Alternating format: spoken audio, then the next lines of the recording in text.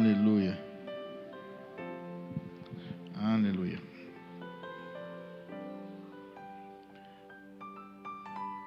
1 João 3:1. Vejam como é grande o amor que o Pai nos concedeu, sermos chamados filhos de Deus, o que de fato somos. Por isso o mundo não nos conhece, porque não o conheceu. Amém? Olha que importância e que frase forte. O amor de Deus é imensurável, e nós precisamos entender esse amor, não com a nossa métrica humana, irmão, não com a nossa métrica da nossa mentalidade limitada. Toda vez que nós queremos falar sobre o amor de Deus, nós queremos limitar e tentar medir qual é a forma desse amor, qual é a forma que é a expressão desse amor, e aí a gente não consegue compreender de fato a imensidão desse amor, porque nós reduzimos o amor de Deus àquilo que é visível, e nós começamos a comparar com coisas visíveis, com coisas naturais. A gente começa a comparar com aquilo que a gente acha que é bom. Aquilo que é bom para nós é a forma que eu uso para medir o amor de Deus. E o amor de Deus vai muito além desse ambiente que nós vivemos visível, porque Deus, Ele criou todas as coisas para o propósito da sua glória. A nossa visão, ela é muito limitada. A visão humana nossa é limitada, ela só vê hoje. E a nossa visão limitada, ela também só consegue enxergar o nosso umbigo, porque ela é limitada. A visão humana é limitada, ainda mais que ela foi dotada de egoísmo quando Adão pecou. O pecado de Adão o encheu de egoísmo e soberba, e esse egoísmo limita o homem numa visão egoísta. Vou abrir um parênteses aqui. As crianças, elas trabalham para defender o que é delas. Quem tem mais de dois filhos em casa sabe disso. Quem tem mais de dois filhos pequeno vai saber do que eu estou falando. Crianças trabalham para defender o que é delas. Isso é meu. Elas não gostam de dividir. Pega um brinquedo, ela nem vai brincar com aquele brinquedo. Quando um outro irmãozinho pega, ela vai lá e toma. Por quê? Porque já é uma visão limitada. Ela não vai brincar, aquele brinquedo pode estar largado ali no canto, mas ela não tem a visão de compartilhar, porque é uma visão limitada, né? Na pedagogia tem um nome isso aí. Egocentrismo? Isso. E o egocentrismo, ele está dentro de nós. Por isso que o Senhor anseia que os filhos, porque nós somos filhos, a palavra está falando filhos, que os filhos de Deus amadureçam, porque nós saímos dessa raiz egocêntrica e avançamos para um entendimento do propósito eterno. Então, entender o amor de Deus é entender o propósito eterno e saber que nós somos um instrumento preparado por Deus como filhos amados para sermos participantes do propósito eterno de Deus. Então é extremamente grandioso sermos chamados filhos de Deus, o que de fato somos, irmãos. O que de fato somos. O versículo fala assim, sermos chamados filhos de Deus, o que de fato somos. Por isso o mundo não nos conhece. Por que que não conhece? Porque não conheceu. Não conheceu. Se o mundo não conhece a Deus, de fato algum, se não conhece a Cristo, de fato algum vai conhecer os filhos de Deus. Para que nós tenhamos a habilidade de conhecer um filho de Deus, Leandro, nós precisamos sair dessa raiz egocêntrica e vivermos na raiz cristocêntrica, na raiz de Cristo, a vida pura dele. Só a vida de Cristo vai nos fazer compreender esse ambiente. E como que eu vivo na vida de Cristo? Nós sabemos, temos um caminho, e esse caminho, ele é o caminho que nos leva a ter uma habilitação plena no Senhor. Nós vamos falar um pouquinho aqui para frente. Isaías 64:8 diz o quê? Contudo, Isaías 64:8, contudo, Senhor, Tu és o nosso Pai, nós somos o barro, Tu és o olheiro, todos nós somos obra do quê? Das Tuas mãos. Nós somos a obra de Deus, irmãos, que o Senhor está aperfeiçoando todos os dias, está nos tirando desse estado de egocentrismo, desse estado infantil, vamos dizer assim, podemos dizer, e vai nos amadurecendo e levando para um estado de filho de Deus. E quando a palavra fala que nós somos filhos de Deus, somos chamados de Deus, não está falando ser um filho criança, está falando ser um filho adulto, amadurecido, que consegue compreender. Esses dois filhos que nós usamos aqui como comparação, como crianças dentro de casa, que brigam por brinquedos, quando eles crescem, eles passam a cooperar entre si. Como que é a relação sua com o seu irmão que já cresceu? Vocês cooperam entre si, porque entenderam o propósito da vida. Agora traga essa realidade natural para uma realidade espiritual. O Senhor quer nos tirar de um ambiente de egocentrismo. Que ambiente é esse? Um ambiente que a gente só enxerga a partir da nossa ótica. A gente começa a enxergar o amor de Deus limitadamente, e Ele quer nos mergulhar num ambiente da sua glória, de nós compreendermos esse amor não a partir das minhas percepções. Todas as nossas percepções são fracas, irmãos. Todas as nossas percepções e julgamentos são inúteis perante Deus, porque elas são egocêntricas. Ela nunca vai vir despida de uma realidade carnal. Maria, quando recebeu Jesus, ela não foi egoísta, porque ela podia simplesmente ter levantado e falado assim: Senhor, ou ao anjo, eu não vou querer isso para a minha vida, não. Não vou querer isso, não. Eu não sou casada. Você veio de arrumar, você está falando que eu vou ser mãe do Salvador, mas você está arrumando um problema para mim perante a sociedade. Você está arrumando uma confusão para a minha vida. Como é que eu vou convencer o meu noivo que é essa realidade? Não, ela falou assim: está certo. Como é que vai ser então? Porque maturidade e pureza nada tem a ver com idade, mas sim com como que eu me comporto diante de uma realidade coletiva. Maria se responsabilizou, não foi só com ela. Ela falou assim: nossa, eu vou ser mãe do Messias, que está prometido nas Escrituras desde Gênesis. E essa é a resposta para o mundo todo. Então, a minha vida pessoal é insignificante em relação ao propósito eterno. Você consegue compreender isso, irmão? Amém, porque não é você, né, Jadas? Já pensou se é com você um negócio a gente brinca assim, mas eu fiquei imaginando. Amém, porque não é com a gente, irmão. Imagina ser pai de o Jadas é pai de menino. Daqui a pouco a sua filha fala assim: Deus, o que você faria? Você ia querer? Não, você está com loucura, minha filha. Você, pai, eu estou grávida aqui, ó. E como grávida?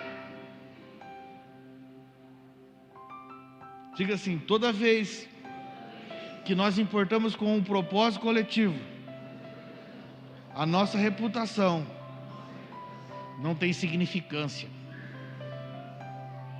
Não tem significância. Não há significância para a nossa reputação. Não há significância, irmãos.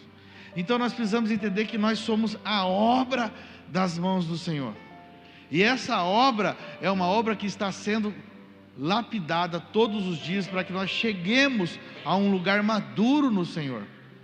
A um lugar que nós abandonemos as nossas percepções e consigamos enxergar o propósito eterno. A gente afloreia muito essa história, mas irmão, não foi barra leve para Maria, não. Ela tinha que ser muito madura para ela falar, senão ela já ia falar assim, estou fora, não vou gerar nada. E se ela falasse que não ia gerar, você acha que o Senhor ia colocar no ventre dela, se ela falasse, eu não quero isso não, eu não me responsabilizo com isso não. Você acha que o Espírito Santo ia colocar no ventre dela? Não, porque para a semente de Cristo ser gerada, precisa de uma pureza.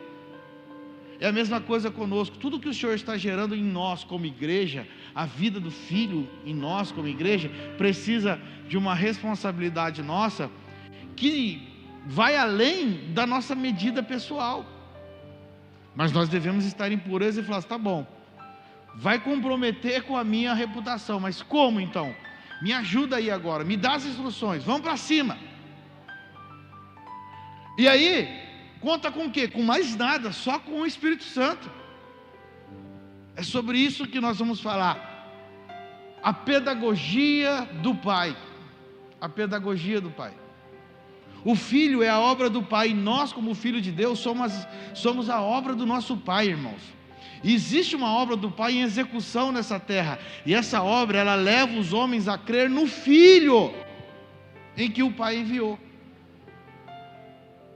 Essa obra está expandindo por toda a terra, faz 2000 anos que essa obra está se expandindo por toda a terra.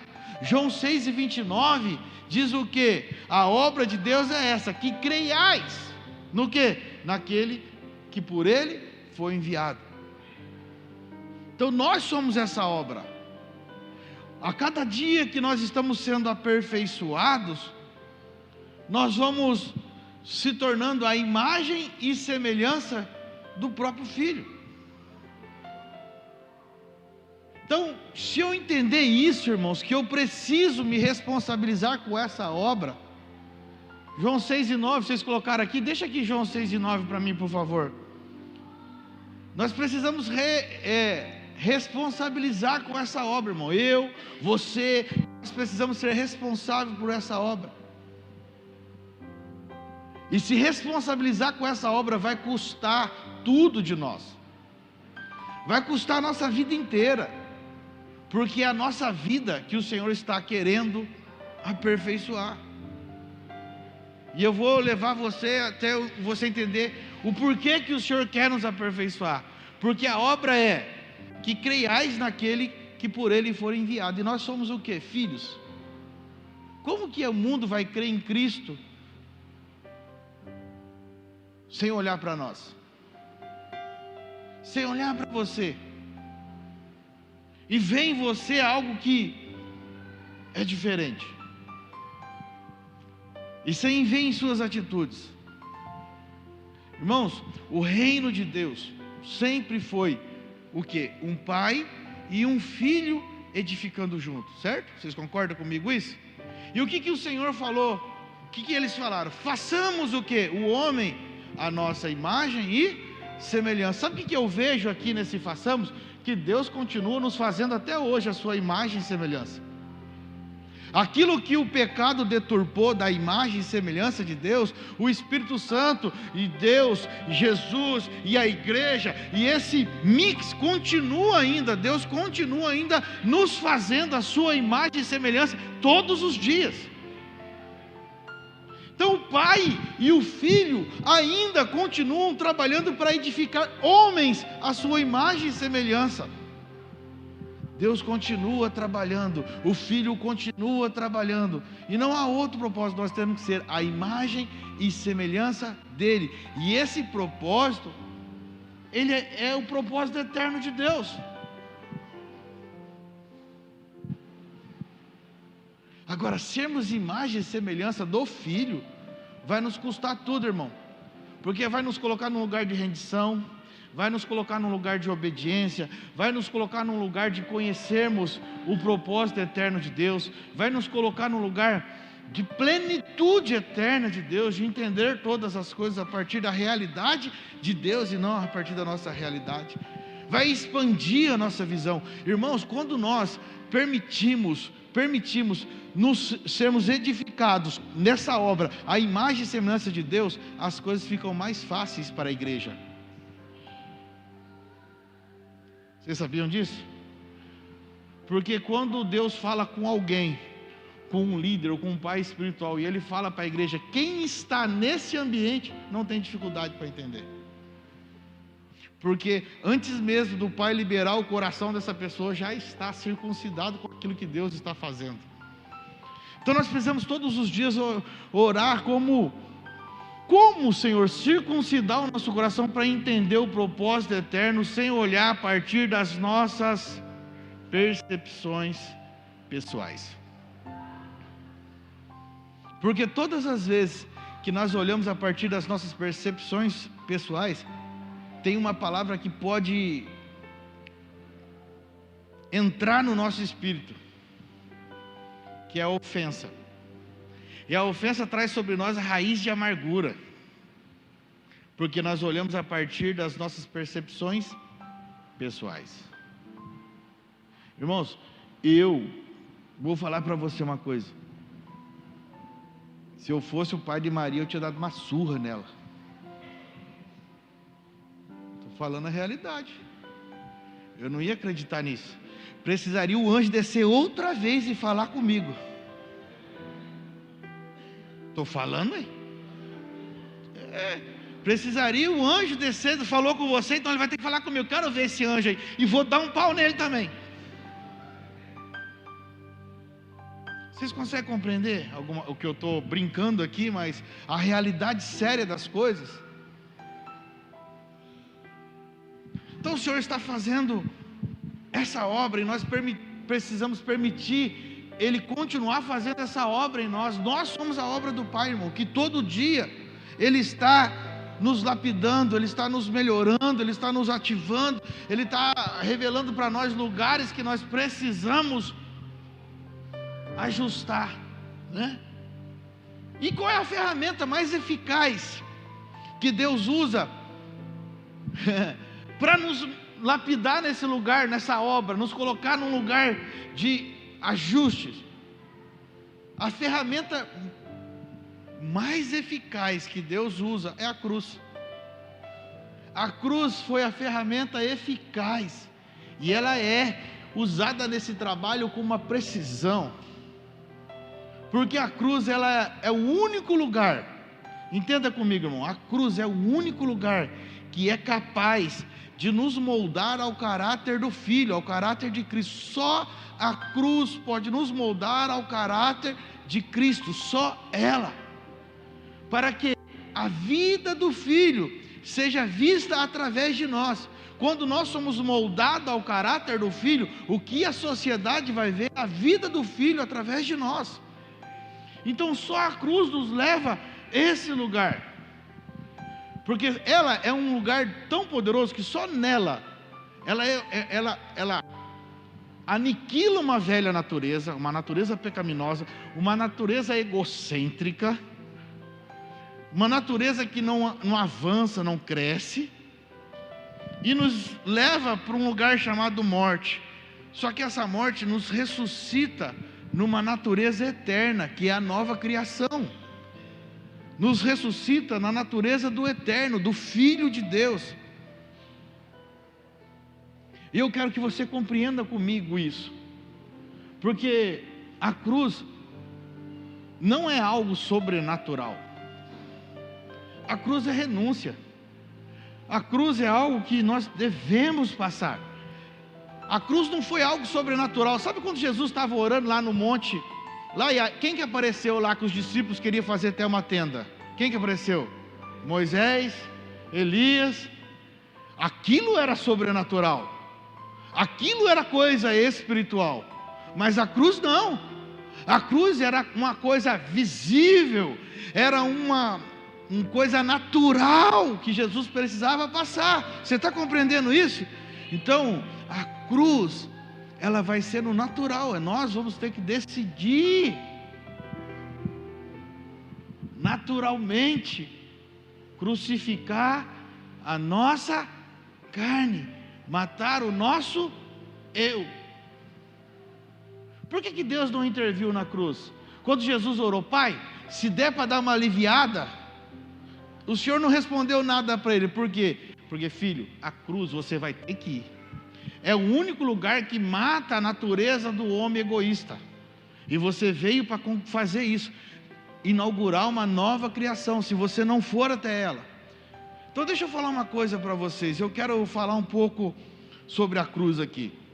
A cruz, entenda comigo, ela não é uma escolha. A cruz não é uma escolha. A cruz é uma decisão. Fala comigo. A cruz não é uma escolha, é uma decisão. Eu decido ir para ela. E eu vou explicar para você didaticamente. Uma vez estava o Marisvaldo, o irmão Genésio e eu trabalhando num quartel do exército. E era um dia de feriado. Aí chegou a hora do almoço, um soldado veio falar para nós assim: ó, tem almoço aí, vocês vão almoçar? E eu peguei e falei para ele assim: não, nós vamos, mas quais são as opções? Ele falou assim: arroz com salsicha. Não sei se o Marisvaldo, se o Genésio lembra disso aí. Eu falei assim: mas e a outra opção? Ele deu uma risadinha e falou assim para mim: ficar com fome. Então ali, nós precisávamos do quê? Não havia opção de escolha. Nós tínhamos que tomar uma decisão. Ou nós comemos o arroz com salsicha e aguentamos trabalhar até o final do dia, ou nós ficamos sem comer e ficamos fracos lá, trabalhando nas alturas que a gente estava trabalhando lá, colocando em risco, ou talvez ia ter que parar o serviço pelo meio do caminho e ir embora para casa que estava com muita fome. Era uma decisão. Nós precisávamos decidir, irmão, não tinha escolha. Vocês conseguem compreender isso? E eu quero agora que você entenda sobre essa ilustração, porque escolha é quando você tem mais de uma opção. Vamos supor que tivesse lá um outro cardápio, frango com coisa, estrogonofe, bife, a gente podia escolher. Lá não tinha opção, era arroz e salsicha. E o arroz eu acho que era de uns 3 dias para trás ainda, era aquela opção. Entenda isso comigo no espírito. Ao homem não existe outra opção. Ou decidimos pela cruz para acessar a nova vida em Deus, a nova criação, ou nós vamos continuar ficando amaldiçoados e limitados com tudo aquilo que tem na vida adâmica. Porque Adão, ele já recebeu uma herança. A herança que Adão recebeu no pecado é uma maldição e uma limitação. Ela é terrena. Então não existe opção assim, a cruz, ou não tem, ou eu decido pela cruz, ou eu continuo andando na maldição da vida adâmica. E o que é essa maldição da vida adâmica? O egocentrismo é uma delas que nós falamos aqui, mas é andar de uma visão limitada perante todas as coisas. Aí você vai ter dificuldade em fluir em ambientes. Vocês conseguem entender isso? Em todos os ambientes, não estou falando de igreja, estou falando de trabalho. Quem não passou pela cruz tem dificuldade de se relacionar com os homens. Porque para mim se relacionar com os outros, eu preciso aniquilar o que eu acho, o que eu penso. Para mim reconhecer o que o Edgar carrega em Cristo, eu preciso reconhecer as minhas falhas e as minhas limitações. E aonde que eu reconheço as minhas falhas e limitações? Só na cruz. Porque a cruz, ela esmaga Adão, ela pressiona Adão. A cruz é o lugar que nos pressiona, irmão. Ela sempre vai revelar algo de nós. Então entenda comigo assim, não há outra opção, ou eu fico limitado, né? Agora, a única opção que eu tenho é a cruz. E o que a cruz me possibilita, irmãos? Abra comigo Efésios 3 e versículo 8. Efésios 3 e versículo 8. Entenda comigo, a cruz, ela é um estágio da nossa vida que nós decidimos nela. Lá nós penduramos todo o nosso orgulho, nós penduramos tudo aquilo que a gente pensa, tudo aquilo que é herdado, toda a nossa limitação de pensamento, de visão. Mas quando nós ressuscitamos, nós entramos num ambiente de visão sem estar turvada, sem estar embaçado. O homem antes da cruz, ele enxerga tudo no veado. Quem tem problema de vista aí que não consegue enxergar sem óculos à distância? Então o homem antes da cruz é igual o homem sem o óculos. Quem tem problema e tira o óculos, ele enxerga, mas só...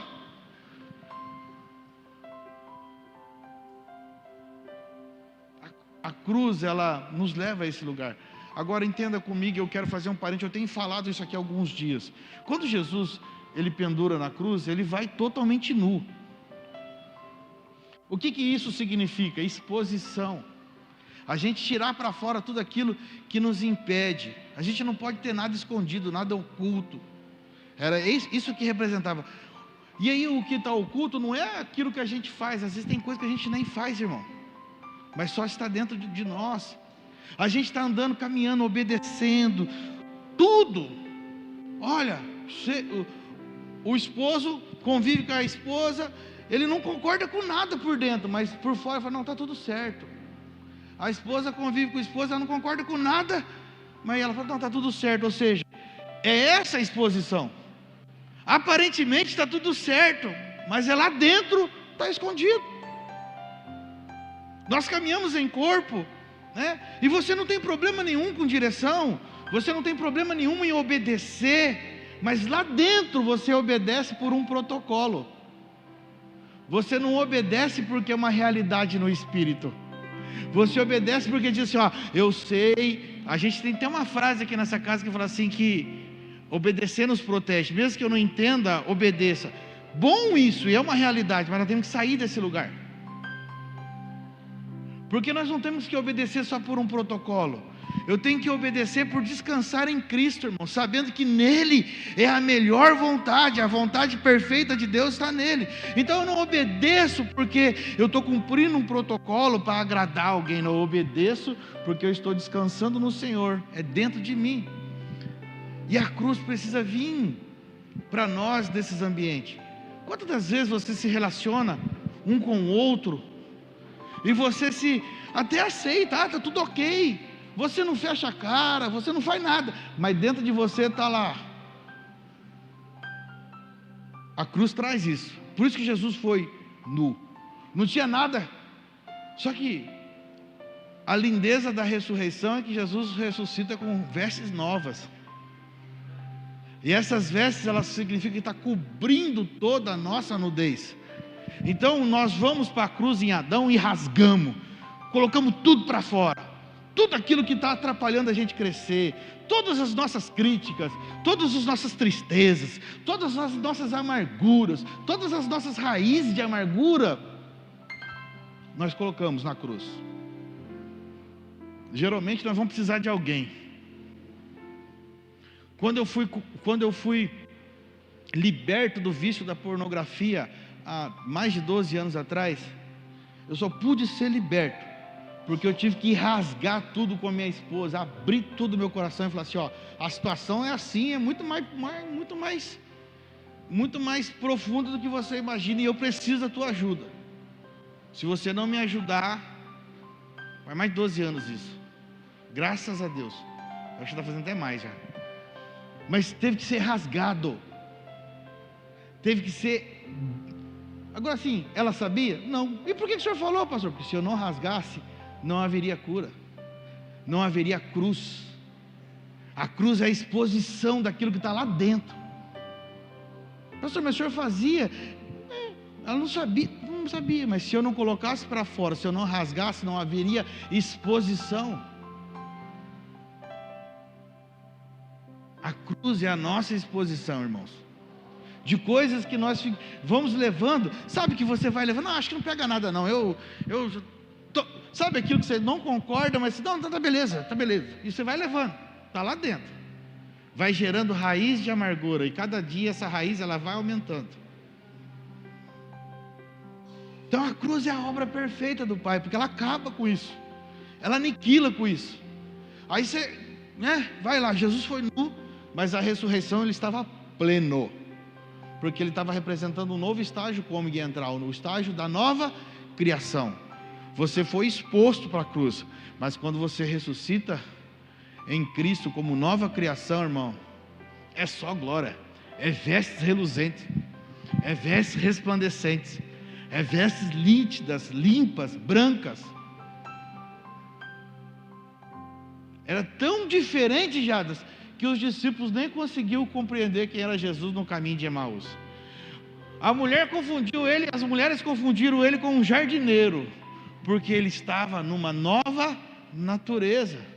Peraí.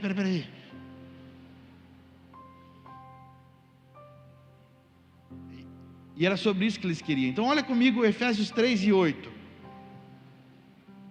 Embora eu seja o menor dos menores de todos os santos, foi-me concedida a graça de proclamar aos gentios as insondáveis riquezas de Cristo, e revelar a todos qual é a dispensação deste mistério, que desde os séculos passados foi mantido oculto em Deus, que tudo criou. O que a cruz faz, irmãos? Ela nos habilita a essa riqueza, essa insondável riqueza. Em Cristo, que é a nova criação, existem insondáveis riquezas, que a mentalidade adâmica não consegue acessar, e não consegue compreender. E essas riquezas, elas estão contidas na palavra de Deus desde o início da criação, e ela ficou escondida em alguns lugares, e os sábios buscavam essa revelação. Por que você acha que os reis, que os magos estudavam os astros para encontrar essa pessoa que seria o Cristo? Vocês conseguem compreender isso? Porque essa riqueza era preciosa,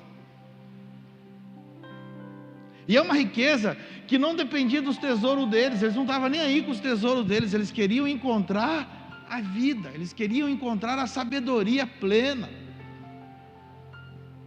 E essa sabedoria não vai ser encontrada em livros, irmãos, ela só vai ser encontrada pela ressurreição nele.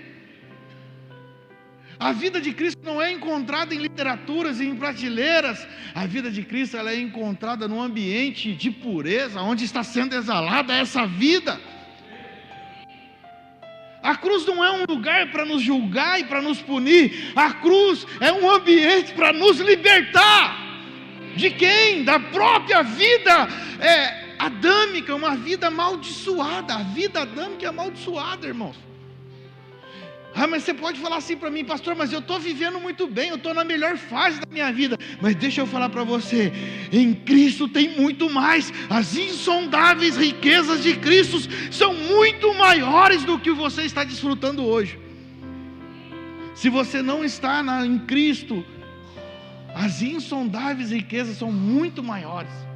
Um ambiente de liberalidade do Senhor, de graça e de vida. Insondáveis, irmão, sabe o que é insondáveis? É aquilo que ninguém consegue decifrar, é aquilo que ninguém consegue sondar.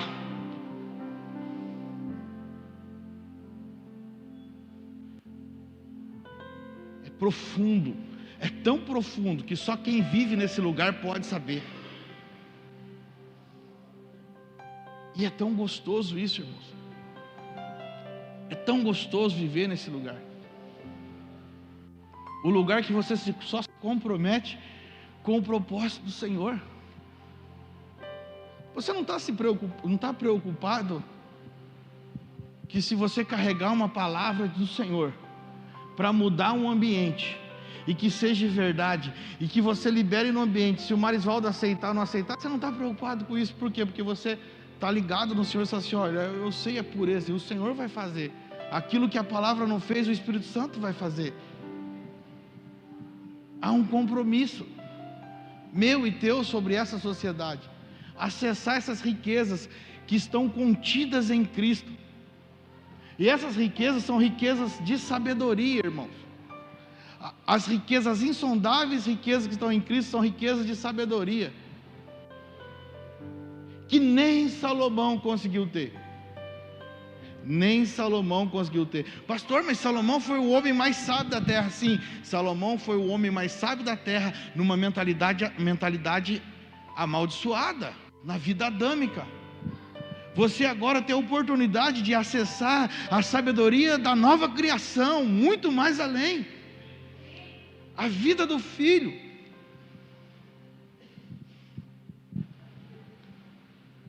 Isso foi mantido oculto, de forma muito oculta. Olha Cristo nas Escrituras, irmãos. E o Senhor vem sempre falando, em todas as Escrituras, escondido ali. Josué como um filho obediente, Neemias como um edificador. Toda a história, você vai olhando, Cristo escondido em todo o Antigo, para revelar para nós hoje. Irmãos, tudo aquilo que os nossos irmãos, sabe quando eu gosto de ler o Antigo Testamento, porque eu começo a olhar o esforço que aqueles irmãos tinham que fazer para obedecer, cara. O esforço que eles tinham que fazer para obedecer, porque não havia vida dentro deles revelando a verdade. Eles tinham que obedecer no protocolo, porque existia uma lei que dizia: ou você obedece, ou você sabe a consequência. Agora, homens como Neemias ouvir e se entristecer. Meu querido, Neemias não ouviu a Deus, ele se comprometeu pela causa de Deus. Não foi, pastor Paulo? Neemias não ouviu a Deus, falou: vai lá, Neemias, vai reconstruir os muros. Não, ele se comprometeu pela causa de Deus. Neemias se entristeceu de ver a sua cidade destruída, enquanto ele vivia no palácio. Cara, esses caras, algo que a gente precisa aprender com eles. Imagina esses caras vivendo hoje na nova aliança, pastor Paulo. Os caras sem o Espírito Santo para falar com eles, os caras se compadeciam, falam assim: não, eu tenho que ir, não, pelo amor de Deus.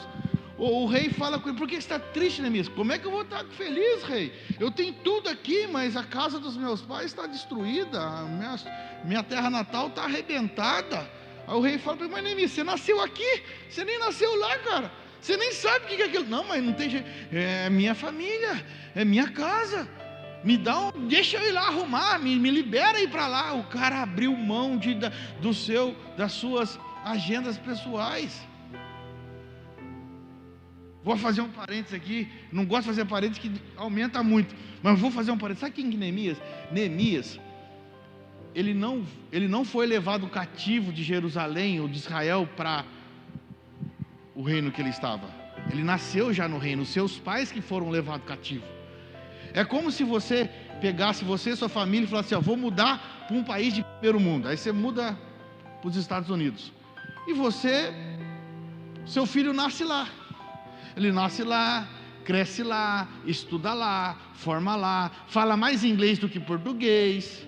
Aí forma faculdade, aí entra para trabalhar, entra no exército lá, segue carreira, se torna um militar lá nos Estados Unidos de nome, um cara se torna um capitão lá. Aí daqui a pouco ele começa a olhar aqui o Rio Grande do Sul enchendo d'água. Aí ele fala: não, eu não vou ficar aqui não, vou abandonar tudo e vou lá ajudar a terra dos meus pais. Foi assim que fez Neemias. Agora, como que uma pessoa que não viveu no Brasil, não conhece o Brasil, teria desejo de voltar para cá?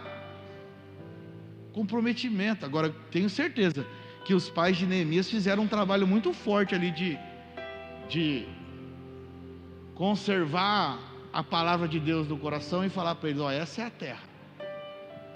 Então Neemias deixou tudo, Cara, Neemias era copeiro do rei. Eu fico imaginando, você imagina você ser copeiro do rei? Você bebe com o rei, bebe. Você come com o rei, bebe, come. Você fica no mesmo lugar do rei. Se o rei viaja, você viaja também. Se o rei passeia, você passeia. Você não deve morar muito distante do palácio. Então você deve vestir coisa boa. Você deve ter um bom salário, uma boa estabilidade. Neemias largou tudo, cara, e foi lá voltar a reconstruir um muro. O cara era copeiro e foi se tornar um pedreiro. O cara vivia com a mão sem calo, Alexandre, e foi pegar na colher de pedreiro para levantar um muro junto com o povo. Agora imagine nós, irmãos, ouvindo ao Senhor, acessando essas insondáveis riquezas de Cristo. Irmãos, essas insondáveis riquezas, ela te dá sabedoria para entrar em todos os lugares, e te dá sabedoria para falar de todas as coisas, de todos os ambientes, em todos os ambientes. Então, quando nós estamos tendo dificuldade para entender algumas coisas, acalma a tua alma, silencie vozes externas, e ouça o Senhor, ouça o Espírito Santo, porque Ele te dá sabedoria para entrar e sair de qualquer situação, entrar e sair em qualquer lugar, entrar e sair em qualquer ambiente, e Ele vai te dar habilitação para falar de qualquer coisa. Por isso que nós precisamos acessar, sabe, muitas das divisões que se vê no mundo hoje, é porque a igreja está calada, surda, não está ouvindo a Cristo e está tomando posição pessoal a partir de uma visão adâmica, sem falar a partir de Cristo. A gente quer fazer o certo, mas faz da maneira errada. A gente quer defender aquilo que é puro, mas a partir de uma mentalidade caída. A mentalidade adâmica é amaldiçoada. Nós temos que fazer a partir da pureza do Senhor, a partir de uma realidade espiritual. 2 Coríntios 5,17 fala o que para nós? Que se nós estamos em Cristo, nós somos o que? Nova criação. É novo, irmão, é novo, é outra coisa. É novo, não é uma visão melhorada. Nova criação, 5,17. Eu acho que é King James, a versão está King James aí? Então é outra aqui. Nova criação. Você é nova criação, irmãos, porque já se fez tudo novo. E o que nós precisamos entender desse novo não é uma melhora, não é um Marisvaldo 2000 versão 2025.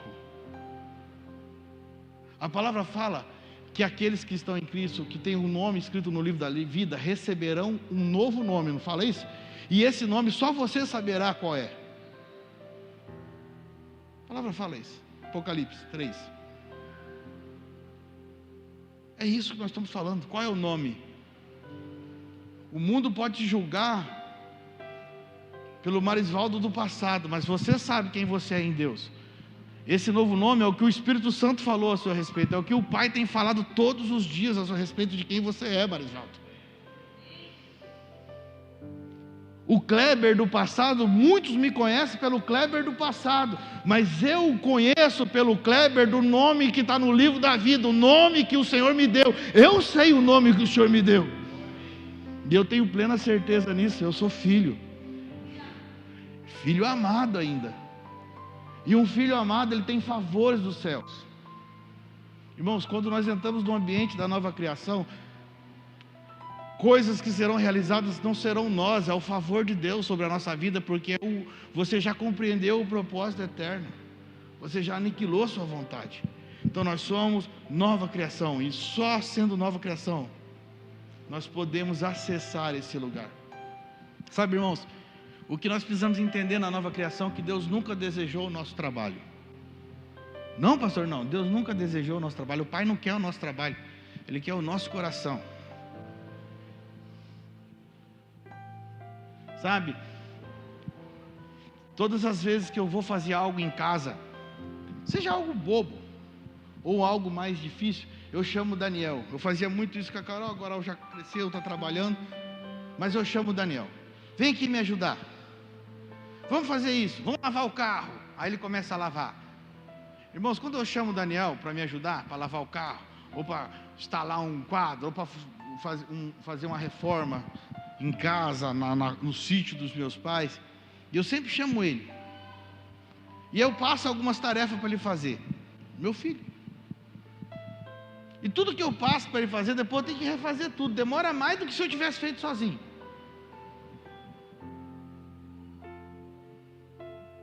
Mas eu não chamo ele para fazer mais rápido, eu não chamo ele para estar comigo, para poder aproveitar da mão de obra dele, eu não chamo ele para estar ali, para poder, não, eu chamo ele porque eu quero que o coração dele esteja perto do meu. Eu quero que naquela oportunidade, ontem nós estávamos fazendo uma feijoada lá em casa, e ele estava lá, eu chamei ele, vem cá cara, vem me ajudar a cortar carne. Ele cortou tudo errado, irmão, tive que refazer tudo, mas ele estava ali, vem cá, eu quero, é o tempo que eu quero, meu coração tem que estar perto do seu, eu quero ter o coração perto do seu. Então, bobo é o homem que acha que faz um trabalho para Deus. Nós não fazemos nada para Deus, irmão, Ele só nos chama para fazer a obra dEle, para nosso coração estar perto do coração dEle. E a obra dele é que todo mundo creia no Filho que Ele enviou. Então o Senhor te chama para trabalhar com Ele, mas não é para você trabalhar, é só para você desfrutar do amor dEle, do coração dEle. Então nesses momentos que eu estou com meu filho, eu estou desfrutando Ele. E não é um problema eu ter que corrigir tudo. Deus não tem problema em corrigir o que você faz errado, irmão. Deus não tem problema. Para de se culpar, Deus não tem problema se você fez algo e fez errado. Deus não tem problema em corrigir isso. Ele ama você, você é filho, Ele nos ama, irmãos. Ele nos ama, Ele quer estar conosco sempre mais perto. Nosso coração circuncidado, um pai quer ter sempre o coração próximo do coração do filho. Então quando eu chamo ele, eu estou pronto para quê? Fazer o quê com meu filho? Liberar amor para ele, liberar vida. Eu quero ensiná-lo, como Provérbios 22:6 diz o quê? Ensina o menino no caminho, porque quando ele tiver maior de idade, ou mais velho, ou amadurecido, ele não desvia. O que eu estou fazendo com meu filho? Eu estou preparando ele para ser um pai, eu estou preparando ele para o futuro. Eu não estou preocupado se ele faz direito ou não, eu estou preocupado em mostrar para ele a identidade de um homem, de um pai de família. Eu estou preocupado em mostrar para ele assim, ó, um homem faz isso, você vai ter seus filhos. Eu estou olhando a minha geração, irmãos. O que eu estou liberando sobre o meu filho, eu estou olhando a minha geração, os meus netos. Se eu estou ensinando meu filho, eu tenho certeza que os meus netos vão viver melhor do que o meu filho viveu. Se eu construir um lar que eu protejo os meus filhos, e se nós discipulamos, eu tenho plena certeza que os meus filhos também construirão um lar que protegerão os meus netos.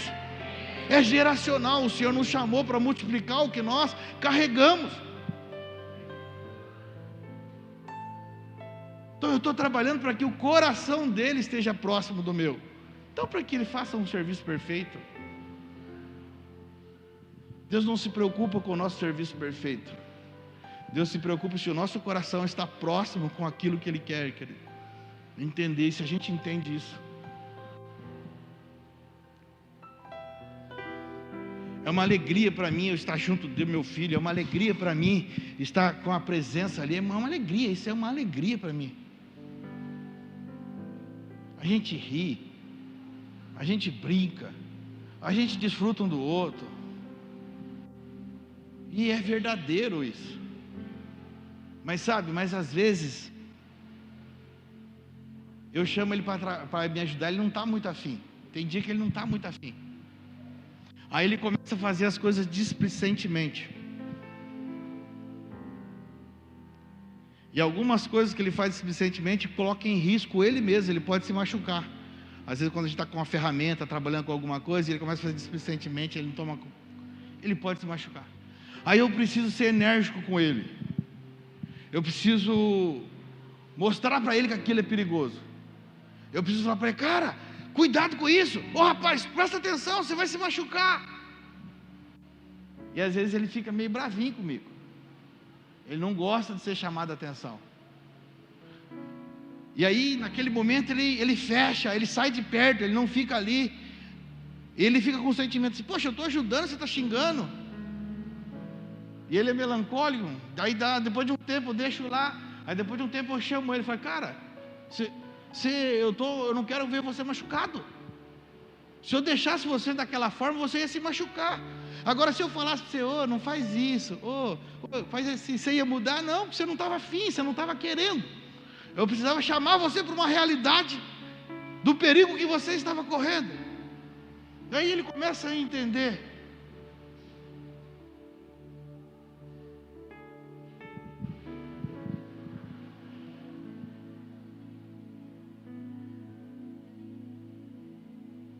Sabe por quê, querido? Quando eu estou gastando tempo a cuidar do meu filho dessa forma, eu não estou só olhando para ele. Eu estou olhando sobre o que eu estou transferindo de legado. O maior problema dessa geração hoje são filhos que não sabem cuidar de outros filhos, porque não tiveram pais que deram destino. Agora nós temos um Pai eterno, e a nova criação reme tudo isso. Talvez você pode ter sido uma pessoa que diz: não, eu não tive um pai que me orientou. Irmão, mas nós somos nova criação e nós acessamos um download do céu totalmente. Se talvez seu pai foi falho na criação, você não tem que culpar ele. Acesse agora esse download que o Senhor está fazendo, que é a nova criação, e acesse toda essa realidade no Espírito. O problema é que a gente quer terceirizar. Tem coisas que eu faço com meu filho que eu não aprendi com meu pai. Porque nós precisamos acessar no Espírito isso. São as riquezas insondáveis de Cristo. São os ambientes de Cristo em nós. E se nós entendemos isso, nós vamos entrar para esse lugar. E é dessa mesma forma que o nosso Pai nos envolve nessa pedagogia. O nosso Pai tem uma pedagogia para nos ensinar. E Ele nos envolve. E como que nós temos reagido quando às vezes o nosso pai dá uns gritinhos com a gente? Você se emburra. Às vezes você está fazendo algo, aí o Senhor precisa te dar uma: ei, presta atenção. Aí você se emburra. É o Senhor falando para você: cuidado, você vai se machucar, meu filho amado. Ai, mas por que o Senhor está falando mais forte comigo? Porque você não está me ouvindo. Eu preciso ser enérgico com você. A voz de Deus é a voz de muitas águas. Não é assim que fala? Mas eu tenho certeza que nós podemos ouvir essa voz de muitas águas, como aquele som que você põe para dormir. Já viu aquele som de águas correndo para dormir? É gostoso, né? Ou você pode ouvir como de uma enchente. Depende de como que nós estamos. E muitas das vezes, para o Senhor nos posicionar, Ele vai ter que dar uma: ei, cuidado, preste atenção. E nós vamos precisar entender que isso é o cuidado de Deus, e não se ofender com aquilo que Deus está nos posicionando. A pedagogia do Pai. Mas o maior propósito do Pai é estar conosco, querido, o tempo todo. Deus não precisa de perfeição, Ele nem quer perfeição. Se o nosso Pai precisasse de perfeição, Ele tinha continuado com o diabo, irmão. Lúcifer era perfeito. Lúcifer fazia tudo em perfeição. Lúcifer era perfeito em todo o seu caminhar. Deus é Deus acima de todas as coisas. Mas ele se rebelou contra Deus. Mas Deus não podia falar para eu: vou dar uma chicotada no você aqui, e você vai ter que fazer o que eu mando, e acabou. Porque Deus é Deus. Deus falou assim: não, cara, com você não tem mais. Por isso que o diabo tem raiva de você, tem ódio de nós. Porque ele por muito menos do que às vezes a gente faz, ele já foi tirado da presença. Você é filho amado, irmão. Quantas trapalhadas nós fazemos e fizemos, e o Pai continuou falando assim para nós: eu amo você, você é filho amado.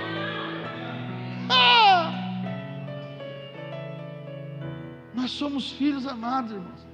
Deus não tem problema com os nossos erros, Ele não tem problema com as nossas imperfeições, mas Ele sempre vai nos corrigir. Como que nós nos comportamos na correção dEle? Como que nós não se comportamos quando Ele está gritando com nós: cuidado, você vai se machucar. Cuidado, você vai se machucar, preste atenção. Está fazendo displicente, presta atenção. O Pai nos chamou para trabalhar com Ele sem expectativas que faremos bem feito, irmão. Nosso Pai não quer trabalhadores perfeccionistas, não. Nosso Pai não deseja o nosso trabalho, Ele deseja o nosso coração.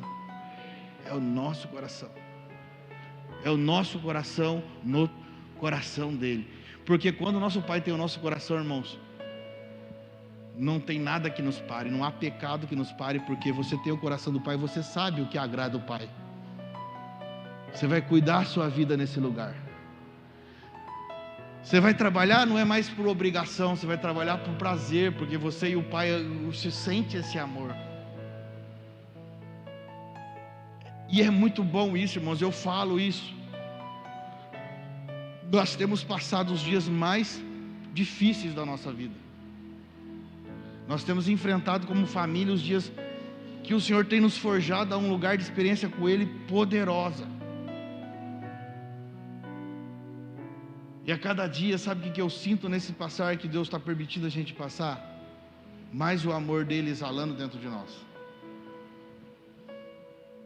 A cada dia mais eu tenho a compreensão que o amor de Deus tem aumentado na minha vida e na minha casa. Talvez em outras horas eu ia reclamar com Deus. Poxa Deus. Talvez em outras horas eu ia fazer uma lista para Deus do que eu faço e por que Ele me permite passar por todos esses lugares. Mas eu descobri que Ele não quer que eu faça. Ele só quer que eu esteja com Ele. Ele me ama, não é meu serviço. Não é o que eu faço, é o que eu sou dele. É o que eu sou dele. É o que nós somos dele, irmão. Não é o que nós fazemos, é o que nós somos.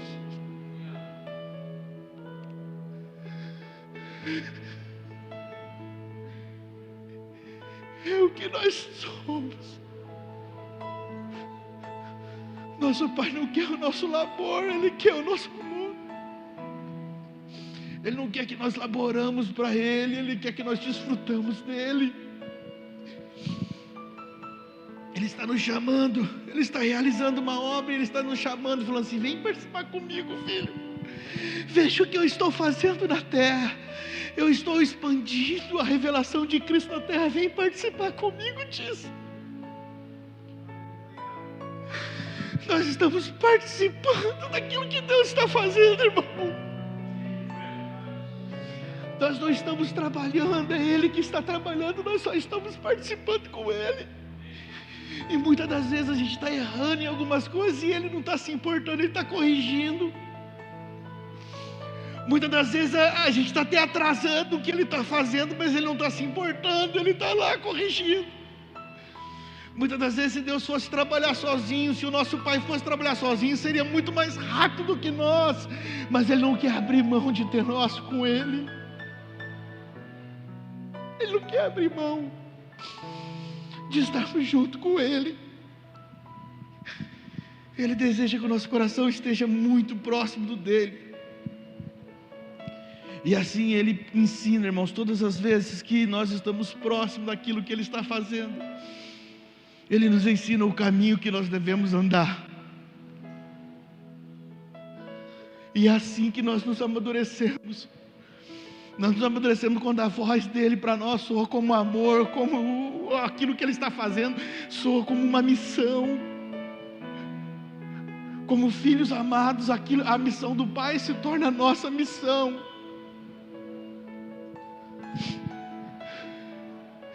E assim nós vamos andando e caminhando e deixando as coisas de menino. Qual que são as coisas de menino? Nosso egocentrismo, a nossa visão limitada. E nós vamos avançando. E à medida que nós vamos amadurecendo, nós vamos aprendendo os cuidados para não se machucarmos. Nós vamos aprendendo a lidar de forma precisa.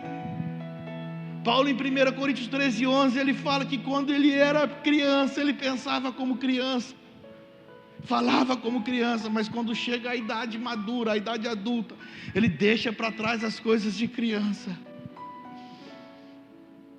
Crianças só pensam naquilo que é deles. Crianças pensam naquilo que vai perder. Não, eu não vou emprestar meu brinquedo, porque eu vou perder meu brinquedo.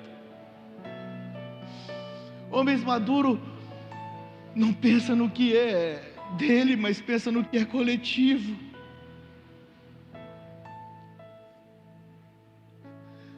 Nosso Pai deseja nos ensinar enquanto trabalhamos com Ele, irmão. Nosso Pai deseja nos ensinar enquanto nós estamos com Ele. Ele não quer o nosso trabalho, Ele só quer transferir vida para nós.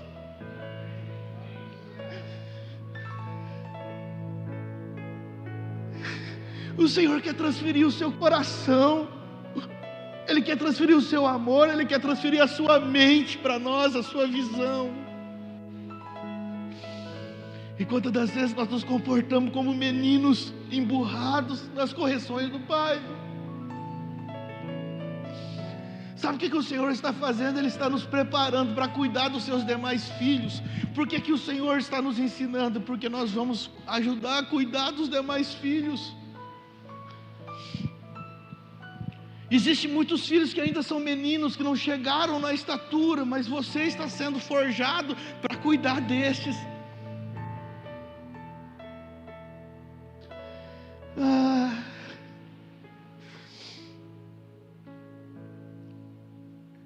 E o Senhor está preparando alguém que tem o mesmo coração dele, o mesmo coração dele.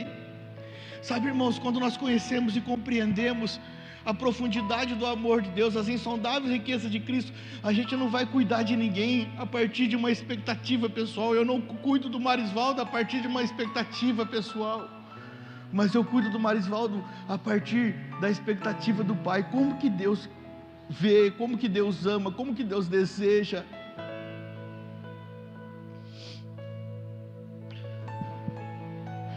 Como que o Senhor enxerga? Um filho maduro não caminha mais com o pai apenas pelo que o pai pode oferecer. E é isso que o Senhor está fazendo conosco, irmãos, nos habilitando, porque quando a maturidade chega em nós, nós estamos prontos para cuidar de outros. Estamos prontos para liberar aquela vida que Ele depositou toda em nós. Eu não fico me comportando como egoísta. Não, essa vida é só minha, essa vida é só minha. Não, eu não vou liberar, eu não tenho mais isso. As insondáveis de riqueza são muito grandes para caber dentro de mim. Eu não posso segurar ela só para mim. Eu não posso deixar de compartilhar do amor eterno e da vida.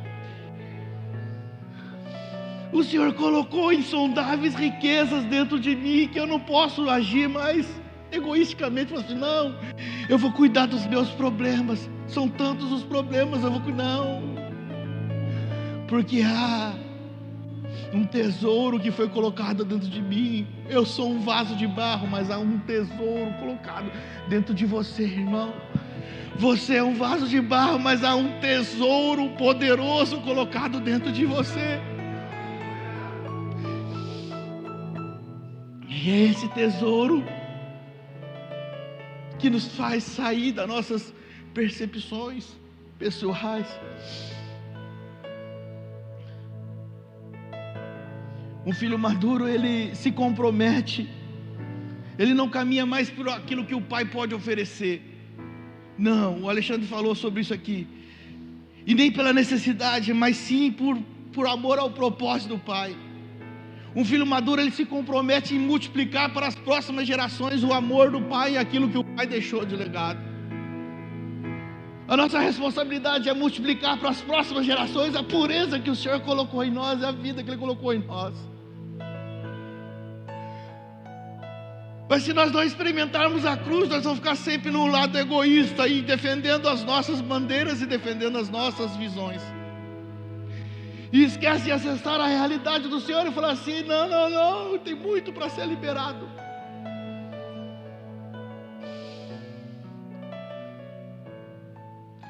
E o maior exemplo desse discipulado, irmãos,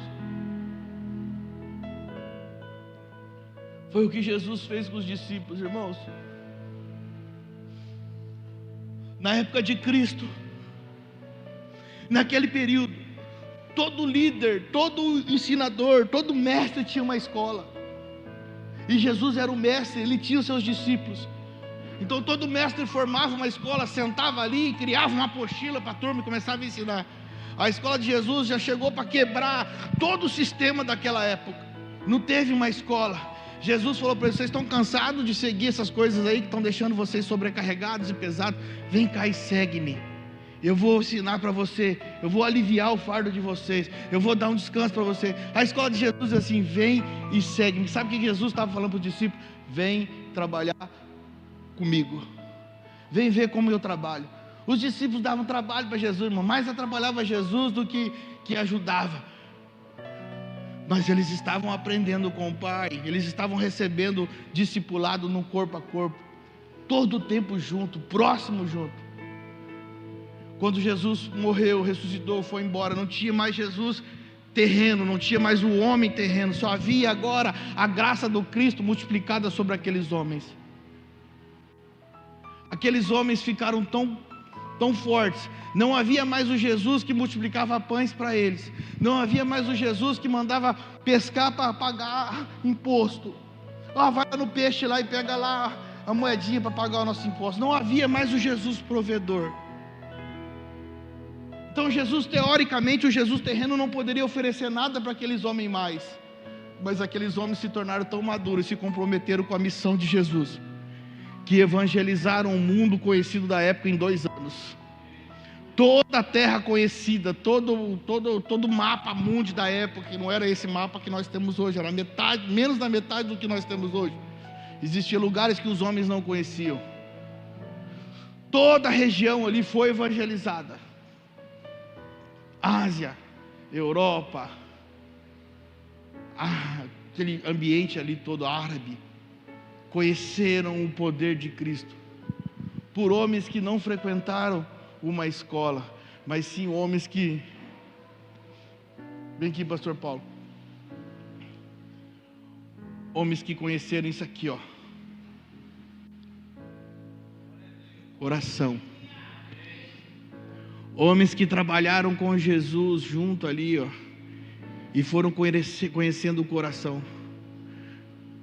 Quando Jesus pedia para cada um deles: por favor, vê quantos pães tem aí no meio dessa multidão. Jesus não precisava daquilo, ele podia orar e os pães aparecer. Obrigado, pastor Paulo. Mas ele estava trabalhando assim, falando assim: vou ensinar meus filhos a trabalhar comigo. Até atrasaram, porque ficaram questionando: mas como nós vamos dar pão para todo mundo? Não tem dinheiro. Atrasaram um pouco a multiplicação, mas eles estavam recebendo o coração do Pai. Eu não sei como que você entrou aqui nessa noite hoje. Talvez os seus problemas, as suas situações, o que você tem passado, tem levado a questionar: Deus, eu faço tanto para você. Só que hoje nós acabamos de ver que nós não fazemos nada para Deus, irmãos. É Ele que está fazendo e nós só estamos tendo a oportunidade de estar recebendo do coração dEle. E talvez os desgastes venham deixando você meio turvo de enxergar essas realidades espirituais. E o Senhor quer que o nosso coração esteja cada vez mais próximo do dEle. Porque o nosso Pai nunca desejou o nosso serviço, Ele só quer que nós estejamos perto dEle. Deus não deseja o teu serviço, Ele deseja o teu coração. Ele quer que teu coração esteja alinhado ao coração dEle. Um pai não deseja o serviço de um filho, irmãos. Se eu desejasse o serviço, eu contratava alguém para me ajudar. Eu desejo estar perto do meu filho. Eu gostaria que você nessa noite fizesse uma reflexão. Eu quero te chamar a ficar de pé. E eu quero compartilhar com você essas insondáveis riquezas. E eu quero orar com você nessa noite, querido. Eu não sei como que essa palavra tem falado no teu espírito nessa noite. Eu não sei como essa palavra está falando, mas se ela está falando com você, você poderia vir aqui à frente e joelhar aqui nesse altar aqui, ó. Joelhar nesse altar se essa palavra está falando com você. Joelhe nesse altar. Se derrame perante Ele. Se derrame. Esse é o momento de você ouvir a voz de Deus, não como um patrão, mas como teu Pai. Aproveite esse momento de se derramar e de sentir o amor dele na tua vida, sentir a presença dele na tua vida, a presença que nunca saiu de você, a presença que nunca foi embora de você. Sabe, Deus está chamando você nesses dias.